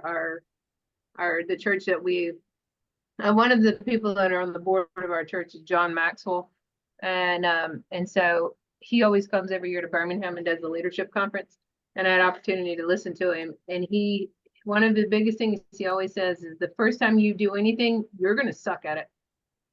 You're just not going to be good at it. You're just not going to be good. And so he's like, don't stress about it. You can prepare all you want. You're still not going to be good at your first time you do something. And I'm like, this is coming from the man that is like #1 super duper leadership guy in the United States, if not the world. Okay, thank you for telling me that. And so yeah, so I just accept that. Yeah, it's like if you want to develop and become really great at it, you start to become pretty good at it. You probably still suck at it by comparison. There's always somebody better. There's always somebody better. Well, I take it back to what we talked earlier about the risk offset. Whenever we would talk about that in our classes, I tell people, anybody that rates themselves above an 8 We're doing 8, 9, or 10, and any on that on that skill level, I'm not riding with them. Let's not doing it because then that makes it unteachable. I'm not. Oh yeah. No, I see. I get They're told that that's the unteachable. people I should worry about. Maybe I can tie this to a couple things and intro some interesting discussion, because what Rita said, it's something I really enjoy doing. I like leading rides. Limit 7 human beings total, including myself, and definitely a process to make sure that I want the people that are electing to join us for this ride, they need to earn their place in a conversation. The conversation better go the way I need it to go for them to find their way into the mix of that ride, whatever it is. Do they understand who they are? Do they understand where they are on the totem, mentally speaking, in their own mind? And boy, the worst conversations are anybody who's like, advanced. I'm an advanced rider. I don't know this person, and I can't wait to have the conversation. But 9 times out of 10, it's just like, well, they shake their head like Nixon. Oh, I've been around for this many that's and this is. The thing about doing that, leading a ride, and what Rita's talking about breakout rooms, about anything that's an interesting topic to discuss, is even when I'm talking to somebody like Rita or Jason, anybody in this room, I hold in high regard. I'm here to goof off, try to get a laugh, see what I can get out of it. But no matter what I talk about, if I discuss a ride, if I discuss leading a ride, if I discuss the importance of protocol and the things that need to be addressed, acknowledged, understood, and put into practice while on that ride, no matter what, if I'm describing these truths to anybody, eventually they stop hearing me because they've already got a response they want to put into use. And there are names in this room that I'll say, like, I've already got an answer for that. If they can't stick to this truth and understand that that's part of the format, then they've already left the ride. They're no longer welcome. And talking to some people in here where it's just like, well, then how do you manage this? How do you address that? I would love to see an exercise and discussion point in a breakout, as you say, where we go down the line and we decide when the person who has already heard the rules, the schemes, the methods, the training, and this could be any topic, doesn't have to be a ride. At what point have they left the boat because they already have, they've forgotten something in the mix of that, these particularities, these details, so that they could say, well, no, right? This happens. You start going through exacting truths, and at some point they've forgotten one and they've left the boat about it.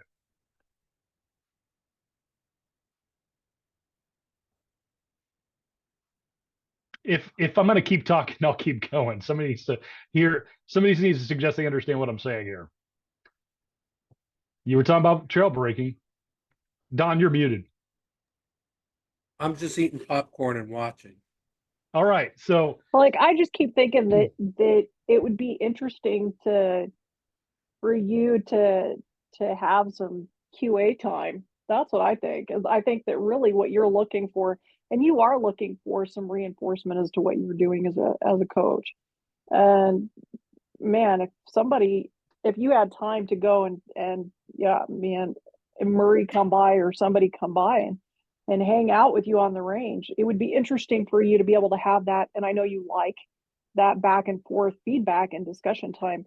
You want that on your range, which I think is fantastic. And that's what I think that you're looking for. I really do. I think you're just looking for great QA mentorship on your range. And I think if you want to be able to have that discussion with somebody on the range about, at what point is this student checking out? Those are the things that I actually end up talking to people with as we do QA. This is like, okay, so at what point is this student just mentally checked out on you? Do you think that feedback worked? Or they look at me and they go, the feedback's not working. Now what? All right, hold on. No, none of what you said. You're awesome. Everybody here knows you're awesome. Totally cool. But in this particular case, absolutely not what I was talking about. Ah. However, what I am talking about is when this is more of a lateral thing. It's not from me to the student. It's more from me to the person who sees what it is that I might be doing. there's one person in this room that I'm thinking of specifically. They may or may not know who the hell they are, but the fact is, you start going down the list. My list of things that need to be addressed if you're going to go on a ride, a group ride. They are number one. We are not an amoeba. If you see me make the yellow light and you don't think you're going to make the yellow light, do you think it's okay for you to run that? All right. This is one. And these are the kind of things we say before each of our rides, every day of any of these vacations. So okay, leave a 2-second following distance. Pass and be passed, and cheer each other on, but make sure you do it in a very open visual environment where it's legal to do so. You know, like when Joe passes you up and goes, oh yeah. Yes. So, or my favorite, which is, and this is the one that has triggered conversation in the past, you take responsibility for the rider behind you in long straights. If you do not see them, stop. Simply safe. Do not move forward to the next person ahead of you. Stay where you are. We will turn around and address the situation. This particular topic is usually where some people will be like, well, I've already come up with some other noise that has nothing to do with what has been stated as a fact and a method and needs to be stuck to. And if I get the feeling that the person isn't going to stick to that, they don't get to go. But the whole thing with group rides, what is and is not safe, how to get through it, who's allowed to go, who isn't. I've always found the response to that, the different responses from different people to that, to be very interesting. As for mentorship on the range, I mean, yeah, maybe. I mean, I always like coaching with people. I'm kind of sick of coaching solo. I just don't want to do it anymore. Honestly, coaching is becoming less and less interesting to me, mostly because of that. But I'll stick with it. As somebody who's ridden with you, you know, it's you're gonna find the people that you do well with riding with and that you don't do well riding with. But like, can I understand where you're coming from as a tour operator doing that? Heck yeah. And then I look at it and I go, and that's why you end up having a couple of different guides, because you know you seed your guides through your weird little space, and you know that guide who's at the back end ends up rolling their eyes quite a bit. Yes, absolutely. Yes. How many years have you been a coach, Robin? 2013, 15. 163983. My coaching number. 163983. 6 digits. I think 2015, maybe 2015. It's all turning into a blur for him. Yeah. So Robin, Yeah. Have you thought? Yeah. Excuse me. Have you thought about teaching something else, like ride like a pro or anything like that?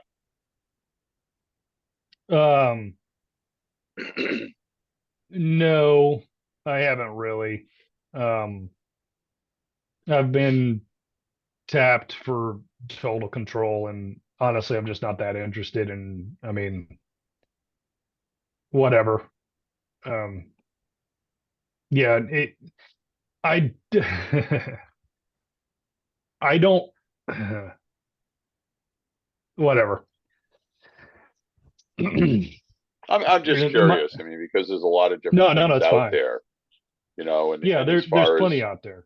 You know, doing tours or anything like that. A riders group, I'm a safety officer, so and they asked me to lead rides up here through the Northeast. Cool. Where I am in Massachusetts, I border New Hampshire, Vermont, so you know, a lot of nice scenic areas to ride through. But sure, you got to do something to break it up, or you know, the monotony of it will just get under your skin. That's the coaching. Yeah. Actually, that's you know what that is? The monotony for me is the MSF RiderCoach group on Facebook. Gotcha. I could see too where having to coach alone most of the time would really suck, because being able to coach with a variety of other rider coaches is what helps you grow, helps you have opportunities to learn and see new ways of doing things and figuring out, well, was that beneficial for the students or was that detrimental to the students? And when you coach alone, well, it's harder to, first of all, have the time to assess what you did and how it affected the students, but also you tend to be blind to what actions you're taking. Yeah. I mean, you did the thing. You went through the robotic motions of what is Bible according to the system of it. I think I'm also right now I'm just kind of contaminated because if the business that is bringing you in is struggling and they're trying to figure out their own stuff, if you can't find the range, because there are more deleted dots than there are fresh paint. These kinds of things, it's this is when I start. This is where I'll apologize to all of you providers out there who have come into these meetings and said, can we ask more of our coaches on this level? And we ask more of our coaches on that level. If you don't always know the audience in this group, in this discussion, and if the audience, in my case, somebody who's been like, where is that dot? And is this even properly measured? I'm already preloaded with, bullets of anger, just being like, fix your crap first, and then you can ask me what you can ask more of me. And you don't deserve that necessarily. Some of you might, and some of you might know it, and you just do your best. So I'm not out of the game. I don't mean anything like that. I just mean that, like, sometimes I look at what I'm dealing with and I think, wow. And you want to, never mind. This is sidetracking, and this my beer and a half is talking. So, yeah, I don't know. I Come on up to the Northeast sometime. We'll go for a ride. come in. Can do. I'm not safe though. Safe is without risk. That I am as safe as it can be. No, you were saying that you're a safety officer, and I demand that anybody who's going to go on the tour. No. I'm not a safety officer. I'm one of the safety officers for a motorcycle riding group. Okay, so you're not a safety officer, but you're a safety officer. Safety officer in that, like, I'm not a policeman or anything like that. No, I get that. I understand that too.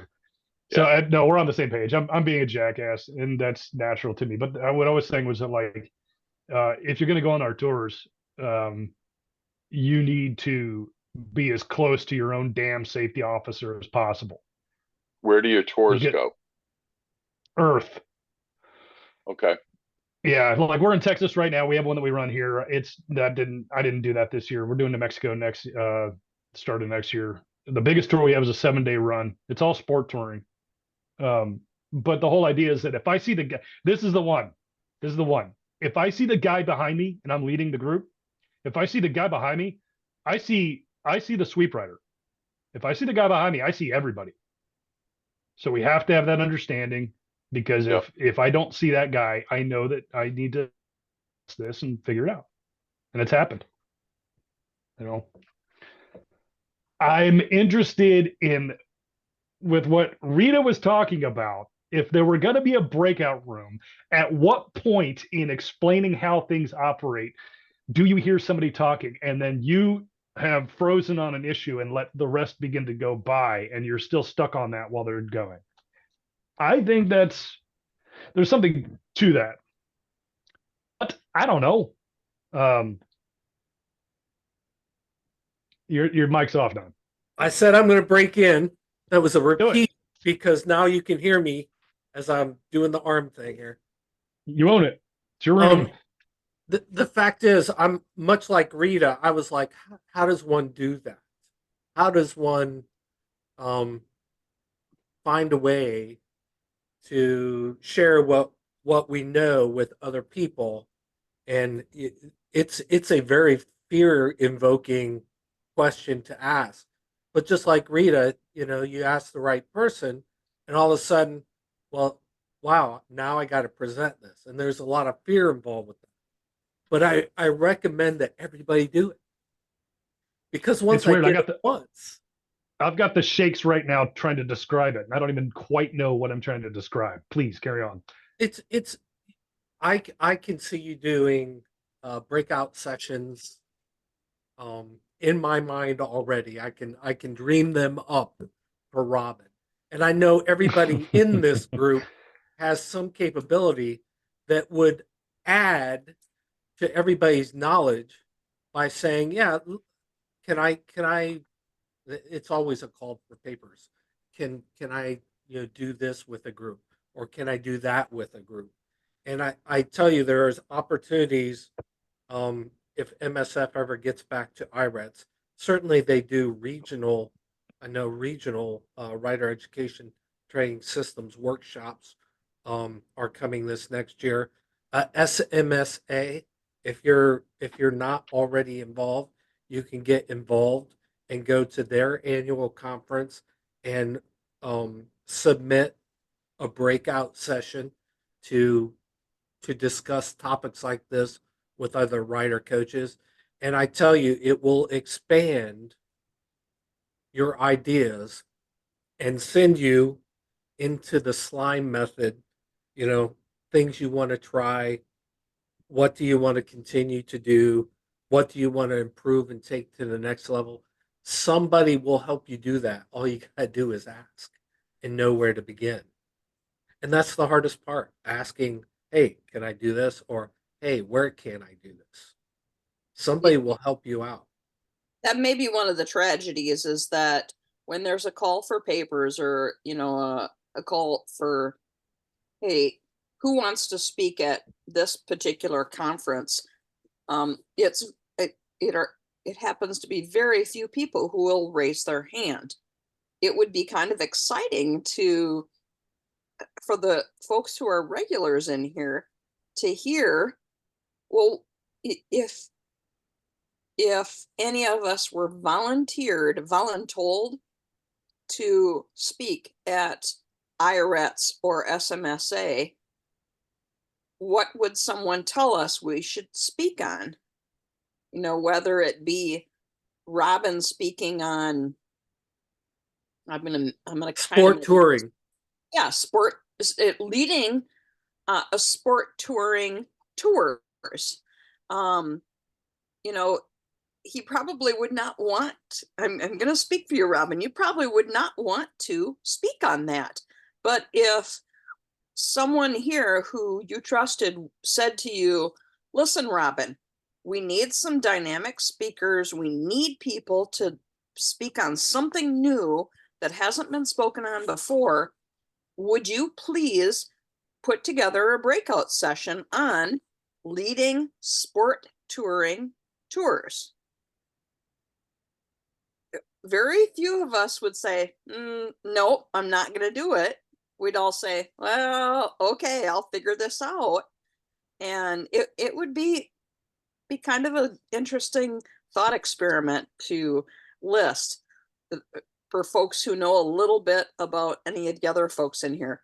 What would you say this person should speak on? And boy, it would be so much more fun to go to IRETs knowing that any of you are going to lead a breakout session on whatever it might be that you never thought you could speak on, but you could. I know y'all could.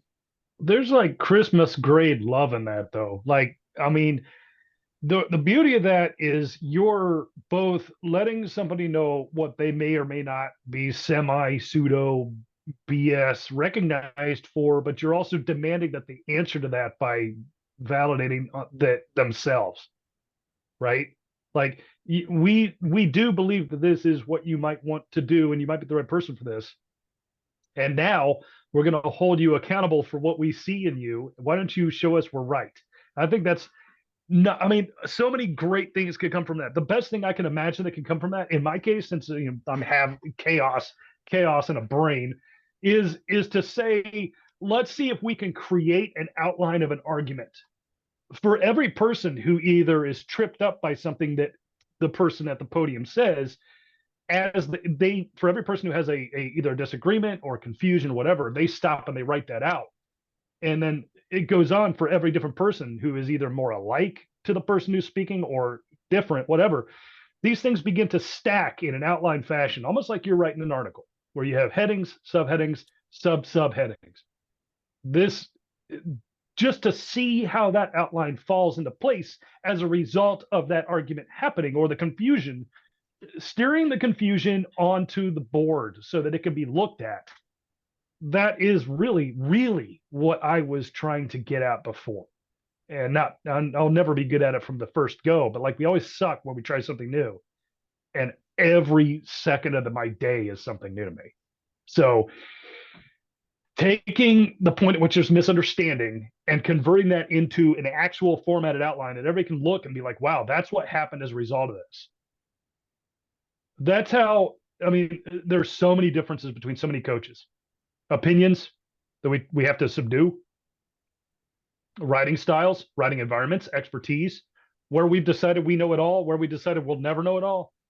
If you can actually visualize that and map that out in a way that is usable, I don't mean in terms of data, screw that, in a way that is organic, that's what we need now.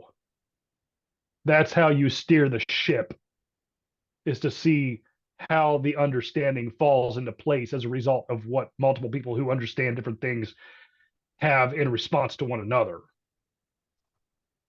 That's almost better than data, since we rarely get any good data. You're bringing me down, man. So Don, and I don't know why. Don, what's it going to take for you to convince the MIC to spend money on another IRETS? They already have dates for everything. MIC has nothing to do with MSF IRETS.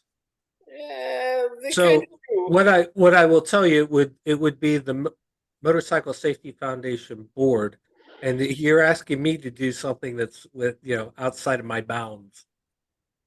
Now, I think we all can, to a certain extent, influence by letting our voices be heard. Asking the question, when is the next? We missed this. When are we going to do it? And I just don't know, Jason. So I think the real question with them, and I say MIC because they're the ones they put on the show. Well, without the MIC, yes and no. They don't have a venue to say, hey, we need 4 to 8 rooms that'll seat 50 people apiece at a minimum. What's it going to take? What's the extra cost added onto your show? Because it is a joint venture.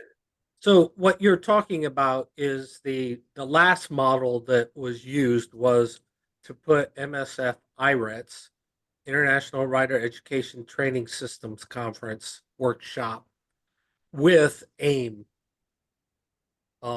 which is sponsored by a portion of MIC.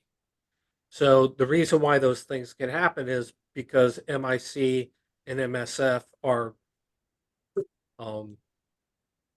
they're not the same entity, but they deal with some of the same people. And so it all comes down to the Motorcycle Safety Foundation board. The board members make the decisions as to whether or not to do these things and whether they have the money, cost effectiveness to do it or not. Well, that's just it. The cost effectiveness in the idea that it costs X, because MIC is already leveraging a big show to say we need a couple more spaces. What's that going to cost? What's the general audience willing to pay for such a thing? Because so far the RRETS things have fallen flat on their face. IRETS have done exceptionally good for those who participate, but typically it's expensive. And when you talk about spending 2, 3, 4 days at one of these venues, and people are paying out of their pocket to be there, it's not cost effective. If you have somebody paying for you to be there, i.e. you're a program manager and the state will fund you to go to a workshop and participate, that's a different topic. And so that's one of the one of the, I guess, balances that maybe they should look at is who achieves the value of an IRETS. Is it programs? Is it rider coaches? And that's something I don't have the answer for. Okay, so there are no problems, only solutions. What is the solve? So I think currently the solve will be a bunch of regional rider education training systems workshops. So they'll be at specific points across the United States. And this is only a guess. I don't know anything more than you, but I think they'll do regional ones sponsored by states that will be within driving distance, and they'll probably be marketed so that you can get to them. On the flip side, I because we're a little bit over, and I want to wrap this up pretty quick. Um, on the flip side, there are other things besides IRETs and MSF. I'm going to start advocating a little bit more for the State Motorcycle Safety Association. They do a conference or a workshop, or they call it a summit every year. This year it happens to be in Denver, and it's an opportunity to get some of the information, much like IRETs, if you would attend. And you can attend if you're an individual member of SMSA. I currently am the individual member representative for the executive committee. So anybody who is a member of SMSA, an individual member, you get your information from me. And when there are decisions to be made, currently you give me the power, the members give me the power to vote on their behalf. And so I feel like I'm a conduit. There are ways where we can start to affect rider education. One of them is to be a part of SMSA. Another one, like Ron, I know for sure. How many people are part of the community of practice? By a raise of hands. All right, so there are several people in here that are participating in a community of practice so that they can help write NHTSA's manuals on how the National Agenda for Motorcycle Safety is published and what is included in it. They also are going to be helping with writing standards for programs for the states and the content of the curriculum for the entire nation. So there are ways to participate and help out. I know I'm just rambling, but it's not just going to IRETs. It's if you didn't know, you're trying to be like Robin, aren't you? I'm trying Don, to what? I am now a member of the communication and membership committee also. So Okay. just for what it's worth. So there's 3 committees within SMSA. One does what was that again, Ron? It's the one I'm not on yet. Actually, I wanted to add that I'm also on the committee for committees that are committeeing, and Okay. so let's put that in the mix. Communication and membership, Don. Communication and membership for SMSA. There's also a policy and research committee and a motorcycle safety program committee, where you can have your voice be heard and be a part of guiding standards or providing input to benefit others.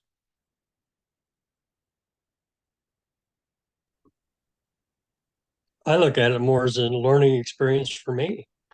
It's not how selfish. I want to do that. Be selfish, and that's Yeah. that's how I gain information to understand the system that I'm working in. Yeah. For what it's worth, I've also been asked to come up with a new safety presentation for motorcycle associations around the country. So if anybody has any ideas, I need all the help I can get. So there are places where your voices can be heard. You just have to be a part. You have to play. You have to get in the game. You have to let the fears go and just jump in. And there will be somebody to help and guide you.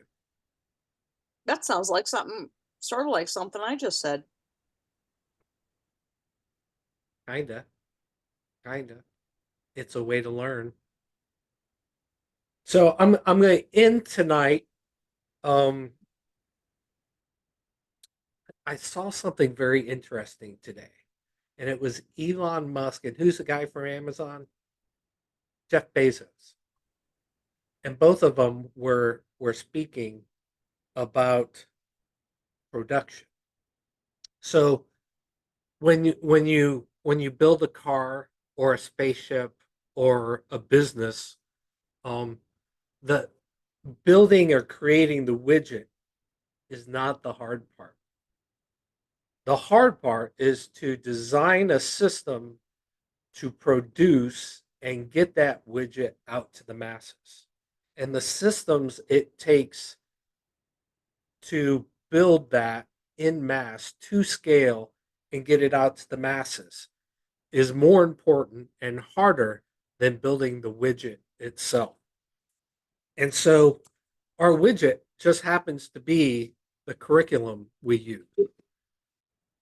But what I think we're failing at or could do better is establish a way to produce and get this out to the masses. That's more standardized and able to scale as large enough as we may need it. So Did you write this on paper, and would you be able to change one word for me? Yeah. Not just get it out to the masses, get it received by the masses. Received by the masses. Love it. Because I'm off the cup.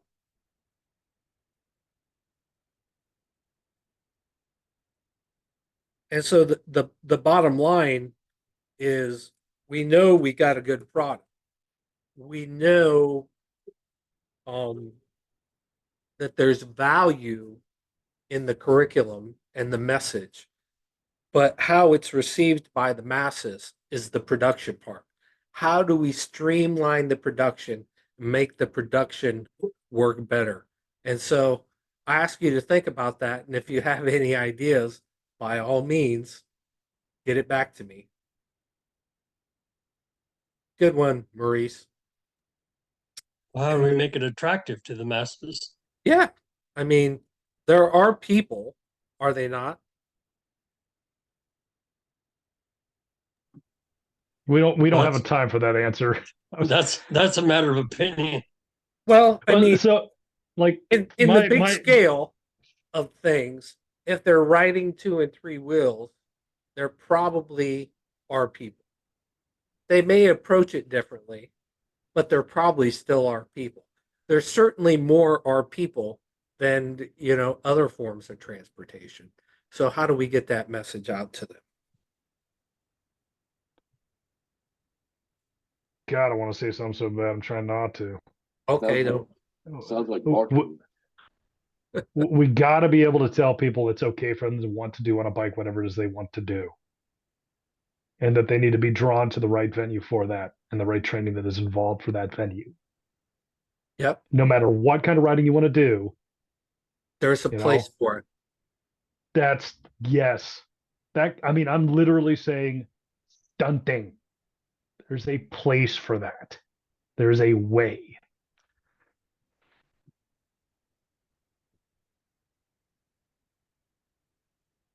That's your draw. Can you reach the person who wants to do the thing and land them on the environment and training that will allow them to do that thing they want? I know that Ron is cool. I know that Belinda's cool. Belinda loves the Blue Ridge Parkway. I don't want to ride the Blue Ridge Parkway. Ron, what is a past event? Ron says he only trail breaks if he entered a corner too hot. I'm looking to enter that corner as hot as I damn well can. There are differences between this. I don't want to insult anybody mentioning them. My venue, my learning environment may need to be different from somebody else's. So how do we produce so that it's accepted, received by all. I've got one more quote, and then I'm shutting it down. Anybody know who Robert Fripp is? Guitarist. For for King Crimson for one. Okay, that's what I was also looking. UK. I don't know if you know UK, the band with Bill Bruford. Robert Fripp said something that I thought was just amazing. It said, "Listening is a craft. Hearing is an art form." And so, if you all need somebody, you got me as a sounding board. I can't wait to see you all again. I haven't looked at where the next Tribe Talk's going to fall, and I'm going to start calling it Rider Coach Life because I think this gives me life. It's grown beyond just being a Tribe Talk. It's my Rider Coach life, and so more to follow. If you get a chance, go out to the website. I posted more videos. There are more coming, and hopefully, thanks to Bill, we'll have an appendix so that you can find topics and share it with other people.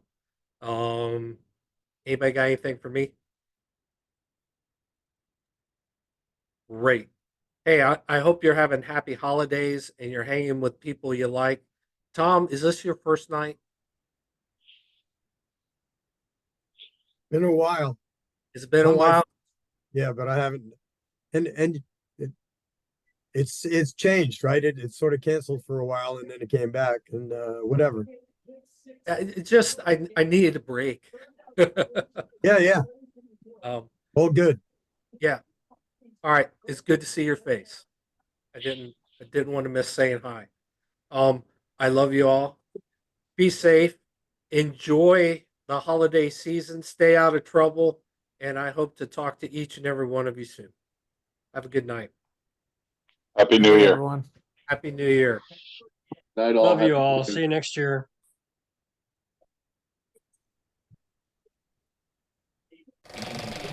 Thank you for watching this episode of Tribe Talks, brought to you by RiderChoices. If you are a rider coach, you can catch other episodes by logging into www.riderchoices.com.